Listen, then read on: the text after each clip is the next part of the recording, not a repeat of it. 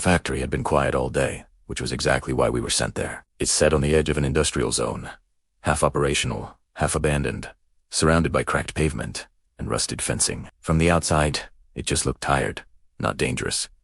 But that made it worse. Places like that collect problems without advertising them. We entered through the front offices, clearing our way.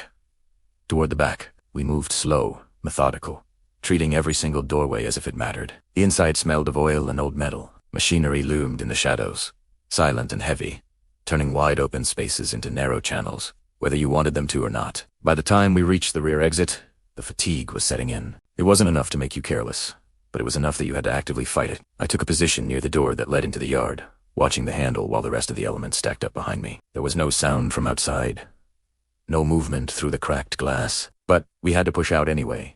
The yard opened up, wide and empty, bordered by a low wall and scattered equipment.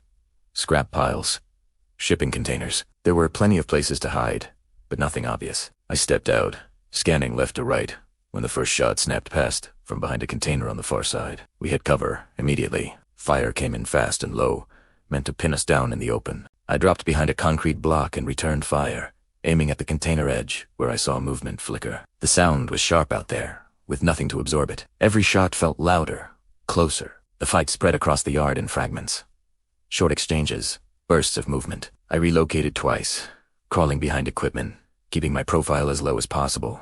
My breathing was hard now, loud in my ears, but my hands stayed steady. That contrast always struck me later, never during the moment. They tried to flank us through the far corner. I caught the movement just in time and called it out. We shifted off fire, cut off their angle, and forced them back. That coordination, it mattered more than the volume of fire. Pressure applied at exactly the right moment changes everything. After that, their resistance just unraveled. The shots came less frequently, less confidently. When the last rounds faded, we stayed exactly where we were, weapons trained outward, waiting for that mistake that sometimes comes after the silence. It didn't come. We cleared the yard carefully, finding signs of a hasty retreat.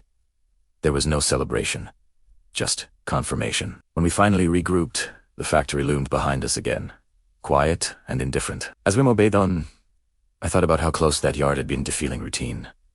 Just another open space, just another exit. Combat often hides in places that look finished, waiting for the moment you think the hard part is over. Thanks for watching, and I'll see you in the next one.